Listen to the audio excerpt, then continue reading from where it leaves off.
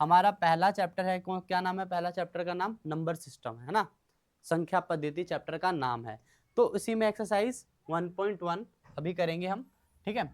अब इसके अंदर पहला क्वेश्चन है, क्या शून्य एक परिमेय संख्या है? क्या इसे आप P अपॉन Q के रूप में लिख सकते हैं, जहां P और Q पूर्णांक है और Q equal to not equal to 0 है। तो देखो पहले परिमेय संख्या होता है कि आपको पता होना चाहिए। देखो परिमेय संख्या पता है क्या होता है? परिमेय संख्या वह संख्या होती है जिसे हम भिन्न में लिख सकते हैं, अपॉन में लिख सकते हैं, भाग में लिख सकते हैं। जैसे कि मैंने बोला 2/5, ये क्या है आपका? परिमेय संख्या है। 5/3 ये क्या है? परिमेय संख्या है, ठीक है। 0/5 ये क्या है आपका? परिमेय संख्या है। ये सारी संख्या कौन सी है? परिमेय संख्या है, ठीक है। अब इसने क्या कहा है कि जीरो को क्या हम लिख सकते हैं परिमेय संख्या के रूप में? तो बिल्कुल लिख सकते हैं। क्या लिख सकते हैं? बिल्कुल, क्योंकि हमारा जो परिभाषा है, जो संख्या P अपॉन Q के रूप में लिखा जा सके या लिखा जा सकती है, जहां P और Q पूर्णांक हो और Q क्या नहीं होना चाहिए? बस Q जीरो नहीं होना चाहिए। कौन सा? Q जीरो नहीं होना चाहिए, मतलब कि नीचे वाला जीरो नहीं होना चाहिए। क्या? नीचे वाला जीरो नहीं होना चाहिए। तो इन्होंने क्या देखा कि परिभाषा इसकी क्या होती है? जो भी संख्या P अपॉन Q के रूप में लिखा जा सके, बस क्या है? Q जीरो नहीं होना चाहिए। क्या नहीं जीरो होना चाहिए? Q। तो जीरो क्या होगा? जीरो आपका 0/1 लिख सकते हो। क्या लिख सकते हो? एक में से जीरो, है ना, एक में से कुछ नहीं मिला तो जीरो।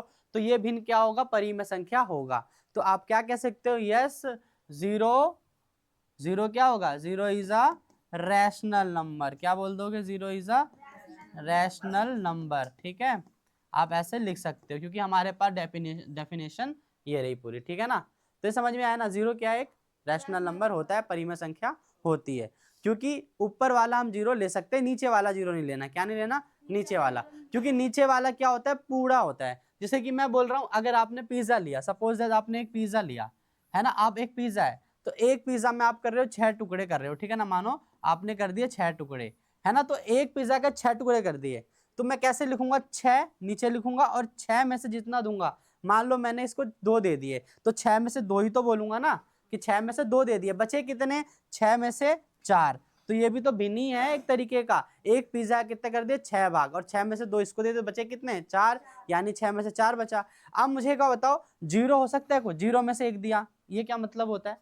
ये कोई मतलब नहीं होता। इसलिए हम P/Q में Q को जीरो नहीं लिख सकते। समझ में आया ना? क्योंकि Q में से किसको, जीरो में से किसको दोगे? कुछ है ही नहीं तो क्या दोगे? समझ में आया ना? इसलिए हम क्या जीरो नहीं लिख सकते हैं, ठीक है भाई। यहां तक समझ में आ गया ना पहला क्वेश्चन? ठीक है, जीरो को हम परिमेय संख्या के रूप में लिख सकते हैं, ठीक है। बस बशर्ते Q जीरो नहीं होना चाहिए, ठीक है ना। P जीरो कर दो, कोई दिक्कत नहीं है।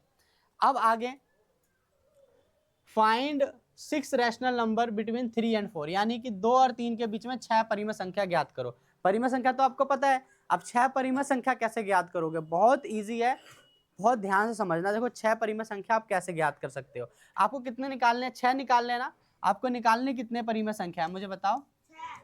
6 निकालने। परिमेय संख्या कितने निकालने हैं आपको? 6 निकालने। तो आप क्या करो? 6 में 1 जोड़ दो। क्या करो? 6 में 1 जोड़ दो, कितना हो जाएगा आपका? 7 हो जाएगा, ठीक है। आप ध्यान दो, 6 में 7 जोड़ दिए, अब क्या है आपका? 3 और किस में निकालना है आपको? 4 में, ठीक है। तो क्या करो, पहले इसे परिमेय संख्या बनाओ। परिमेय संख्या बनाने के लिए क्या करोगे? नीचे 1 लगा दो। क्या लगा दो? नीचे कुछ नहीं है तो 1 लगा दो, 1 से कोई फर्क नहीं पड़ेगा, ठीक है, ठीक है ना। अब देखो नीचे का बेस सेम है ना, बेस सेम है तो कहानी यहाँ पर हमारी बन जाएगी, ठीक है। बेस सेम नहीं होता तो पहले हम बेस सेम करते, लेकिन यहाँ पर क्या है? बेस, यानी कि जो हमारा नीचे वाले को क्या कहते हैं? हम हर कहते हैं, ऊपर वाले को अंश कहते हैं। इंग्लिश में बोलते हैं डिनोमिनेटर, और ऊपर वाले को बोलते हैं न्यूमिनेटर, ठीक है ना। तो अब देखो क्या है, आपने यहाँ पे क्या लिया? 7 लिया ना, क्योंकि आपको 6 निकालने थे, तो 1 प्लस कर दिया। क्या कर दिया? 1 प्लस कर दिया। तो 7 से ऊपर भी मल्टीप्लाई कर दो, 7 से नीचे ही मल्टीप्लाई कर दो, 7 से ऊपर भी मल्टीप्लाई कर दो, 7 से नीचे ही मल्टीप्लाई कर दो। अब आप 3 सत्ते 21, 7 एकम 7, 4 सत्ते 28 और 7 एकम 7। अब देखो इसके बीच में आपको 6 परिमेय संख्या मिल जाएगा। 6 परिमेय संख्या कौन कौन सी हो जाएगी मुझे बताओगे? 22/7, 23/7, 24/7 और 25/7 और 26/7, ठीक है ना। और एक और संख्या निकाल 27/7। तो देखो यहाँ पर आपका ये 6 परिमेय संख्या निकल गया, ठीक है ना। यहाँ तक समझ में आया। आपसे कभी भी परिमेय संख्या मांग ले ना, 2 नंबरों के बीच में कितनी भी परिमेय संख्या निकालो, अगर 6 बोला था तो हमने 1 प्लस कर दिया, अगर 4 बोल दे तो भी 1 प्लस कर देना। क्या कर देना? 1 प्लस कर देना। 4 और 1 5 हो गया, ठीक है ना। 5 से डिनोमिनेटर और न्यूमिनेटर दोनों में क्या करना है आपको? गुना करना है। बहुत सिंपल से ट्रिक थी, ठीक है। अब चलते हैं अगले क्वेश्चन पे, समझ में आया, ठीक है ना। चलो अब देखो अगला क्वेश्चन है आपका। अब यहाँ पे बोल दिया देखो 3/5 और 4/5 के बीच में, यानी 3/5 और 4/5 के बीच में 5 परिमेय संख्या निकालना है। कितने निकालने? 5। पहले हम देखेंगे क्या है, इसका न्यूमिनेटर सेम है ना, सेम है ना। हमें निकालने कितने संख्या है? 5। तो हम क्या करेंगे? 5 करना है, 5 निकालना है, तो 1 जोड़ देंगे, 6 हो गया। कितना हो गया? 6। आप क्या करेंगे? हम अंश में भी और हर में भी क्या करेंगे? 6 से गुना कर देंगे दोनों में। 3/5 और क्या है? 4/5, ठीक है ना। ऊपर अंश में भी क्या करेंगे? 6 से गुना, और नीचे भी क्या करेंगे? 6 से गुना, ठीक है। इसमें भी इसी तरीके से ऊपर भी 6 से गुना और नीचे भी 6 से गुना। आप कर लो। 3 छिक 18, 5 छिक 30, 4 छिक 24 और 5 छिक 30। अब देखो इसके बीच में आपको 5 संख्या मिल गई है ना। 19/30, ठीक है ना, और 20/30, 21/30, 22/30 और 23/30, ठीक है ना। अब देखो आपके पास कितने आ गए? 5 संख्या आ गए कि नहीं आ गए? बताओ मेरे को। आ गया ना। तो इसमें आपको ये 5 संख्या आपको मिल गया, ठीक है। तो इस तरीके से आपको 2 संख्याओं के बीच में परिमेय संख्या निकालना रहेगा, ठीक है ना। यहाँ तक ध्यान हो गया? चलो ठीक है। क्या कह रहे हो? 5 परिमेय संख्या निकालना है ना। 5 निकालने हैं तो 1 बढ़ा दो। 4 निकालना हो 1 बढ़ा दो, ठीक है ना। सब में 1 बढ़ा दो। कितने भी निकालने हो 1 बढ़ाकर उसको ऊपर और नीचे सबको गुना कर दो। आपके पास क्या आ जाएगा? आपकी जितनी परिमेय संख्या निकालनी थी उतनी आ जाएगी, ठीक है। चलो अब चलते हैं आगे। अब देखो अगला क्वेश्चन है कुछ ट्रू और फॉल्स का, ठीक है। अब ट्रू और फॉल्स कैसे करोगे, बहुत ध्यान देना है आपको इस चीज पर, ठीक है। देखो पहले समझते हैं कुछ नंबर के बारे में। अब कुछ नंबर कौन कौन से नंबर हो सकते हैं, ध्यान दो। पहला है आपका प्राकृतिक संख्या, जिसे हम नेचुरल नंबर कहते हैं, ठीक है। अब जो ये प्राकृतिक संख्या होती है ना, जो नेचुरल नंबर होती है, सबसे बेस का नंबर होता है। 1 से स्टार्ट होता है। किससे स्टार्ट होता है? 1 से स्टार्ट होता है और कहाँ तक चलता है? अनंत तक चलता है। आप सोच ही नहीं सकते कहाँ तक गिनती खत्म होगी, वहां तक ये चलेगा ही चलेगा, ठीक है। फिर उसके बाद आपका पूर्ण संख्या होता है। पूर्ण संख्या क्या होता है? बस इसमें एक खास बात है, प्राकृतिक संख्या 1 से स्टार्ट होती थी, ये क्या होता है? 0 से स्टार्ट होता है ना। जैसे प्राकृतिक संख्या क्या होता था? 1 2 3 4, लेकिन पूर्ण संख्या में क्या पहले 0 आ जाए, क्या आ जाएगा? 0 1 2 3, यही बस इसके अंदर अंतर है, ठीक है ना। पूर्ण संख्या क्या है? 0 से स्टार्ट होगा, और प्राकृतिक संख्या क्या है? 1 से स्टार्ट होगा, ठीक है। अब चलते हैं आगे। इंटीजर्स। इंटीजर्स क्या होता है? ऋणात्मक संख्या और धनात्मक संख्या होता है, ठीक है ना।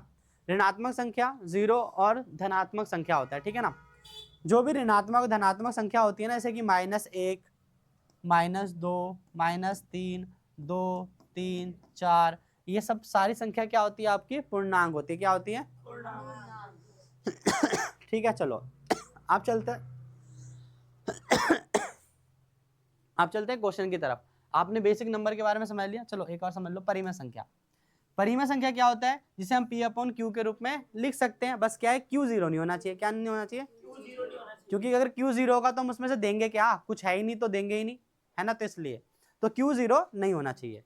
आगे अपरिमेय संख्या जैसे P/Q के रूप में नहीं लिखा जा सकता, जैसे कि √2, √5, पाई की वैल्यू, इन सबको क्या कर सकते हैं हम P/Q के रूप में नहीं लिख सकते, क्योंकि इनकी वैल्यू निकलेगी नहीं, चलती जाएगी चलते जाएगी चलते जाएगी, ठीक है। चलिए अब आ जाते हैं क्वेश्चन पर। अब कह रहे हैं नीचे दिए कथन सत्य हैं या असत्य, कारण के साथ अपने उत्तर दीजिए। तो जरा ध्यान दो। बोला प्रत्येक प्राकृतिक संख्या एक पूर्ण संख्या होती है। देखो ध्यान से देखो, क्या प्रत्येक प्राकृतिक संख्या पूर्ण संख्या है? अबे क्यों नहीं है?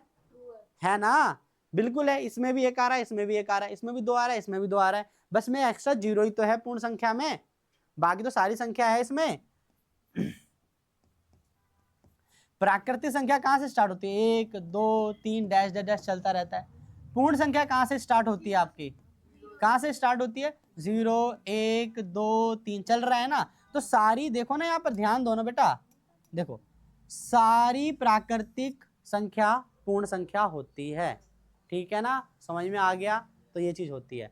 अब आगे चले तो कह रहा है प्रत्येक पूर्णांक एक पूर्ण संख्या होती है। प्रत्येक पूर्णांक, देखो प्रत्येक पूर्णांक एक पूर्ण संख्या होगी? नहीं होगी ना। -1 भी आता है इसके अंदर, पूर्णांक के अंदर -2 भी आता है, -3 भी आता है, लेकिन पूर्णांक में तो माइनस का कोई काम ही नहीं है। ओ सॉरी, पूर्ण संख्या में तो माइनस का कोई काम ही नहीं है ना? नहीं है ना काम, कोई नहीं है ना। यहाँ पे देखो ना, आपका पूर्णांक क्या होता है? पूर्णांक क्या होता है? -3, -2, -1, 0 1 2 3 ऐसे होता है। तो इसमें देखो पूर्णांक में तो -3 भी आता है, लेकिन आपका पूर्ण संख्या में तो 3 है ही नहीं, माइनस का कहीं पे भी नहीं आता। समझ में आया ना? तो इसलिए हम क्या कहेंगे, ये असत्य है, ठीक है ना भैया? ये आपका करेक्ट था, ये आपका हाँ फॉल्स है। अब देखिए, प्रत्येक परिमेय संख्या एक पूर्ण संख्या हो सकती है? बताओ, हो सकती है क्या?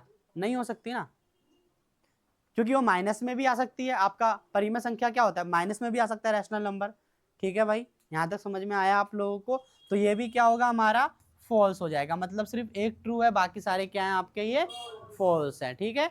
तो यहाँ तक आपको समझ में आया? बताओ मुझे, आ गया समझ में?